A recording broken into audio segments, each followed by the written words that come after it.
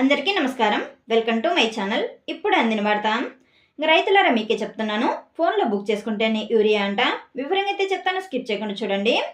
ఇప్పటి వరకు యూరియా కోసం షాపుల చుట్టూ తిరిగేవారు, క్యూలో గంటల తరబడి నిలబడేవారు కదా.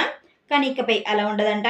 ఇప్పటి నుండి యూరియా కావాలంటే తప్పనిసరిగా మొబైల్ యాప్లో మీరు బుక్ చేసుకోవాల్సిందే అని ప్రభుత్వం అయితే కీలక నిర్ణయం అయితే తీసుకుంది. ఇప్పుడు అసలు ఎందుకు ఇలా చేసింది అంటే, బ్లాక్ మార్కెట్ని అరికట్టడానికి ఈ నిర్ణయం తీసుకుంది. నకిలీ కొనుగోలు ఆపడానికి, నిజమైన రైతుకి యూరియా చర్యలు చేయడానికి ఈ నిర్ణయం అయితే తీసుకుంది ప్రభుత్వం. ఇప్పుడు అవన్నీ సరే, కానీ ఇది ఎలా పనిచేస్తుంది అంటే, రైతులు తన మొబైల్ యాప్ని అయితే ఓపెన్ చేయాల్సి ఉంటుంది.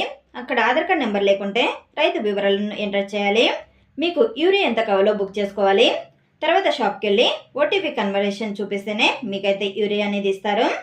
ఇంకొక ముఖ్యమైన విషయం చూసుకోవాల్సి ఉంటుంది, మీరైతే యాప్లో కానీ బుక్ చేసుకోకపోతే యూరియా మీకైతే అస్సలు ఇవ్వరు. ఇది రైతులకు ఉపయోగకరమా అంటే, అవును నిజమే, ఉపయోగకరమే.